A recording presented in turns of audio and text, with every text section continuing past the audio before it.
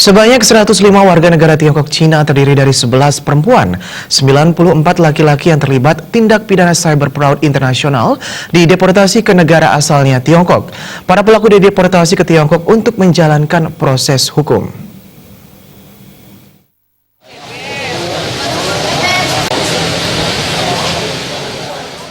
Menurut Wakapolda Bali Iwayan Sunarte, ratusan warga negara Tiongkok ini ditangkap pada tanggal 1 Mei lalu. Para pelaku diamankan dari 3 lokasi berbeda, yaitu lokasi pertama di perumahan Mutiara Bianbase nomor 1 Mengwi Badung sebanyak 43 warga Cina dengan 17 perempuan dan 36 laki-laki. Lokasi kedua di Jalan Bedaulu 11 nomor 39 Denpasar sebanyak 30 warga Cina yang terdiri dari 3 perempuan, 27 laki-laki, dan lokasi ketiga di Jalan Gatsu 1 nomor 9 Denpasar sebanyak 32 orang terdiri dari 1 perempuan dan 31 laki-laki. Sebanyak 111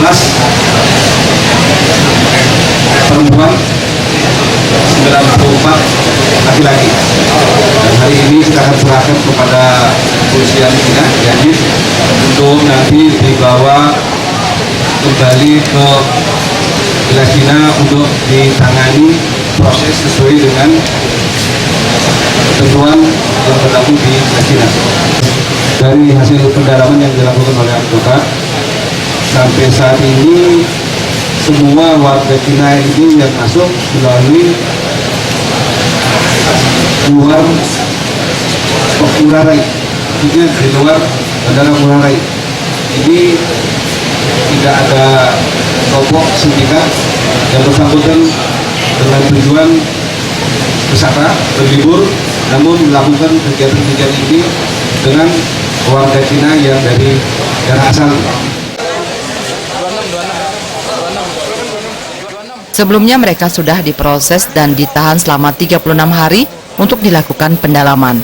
Untuk ke depan, pihak Polda Bali akan terus berkoordinasi dengan pihak kepolisian Cina. Dari hasil investigasi, semua pelaku memang warga negara Cina termasuk korbannya.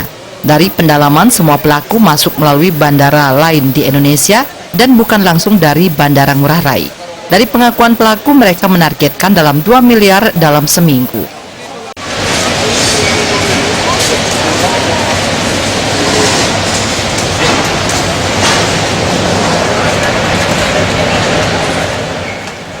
Alit Setiawan, Bali TV.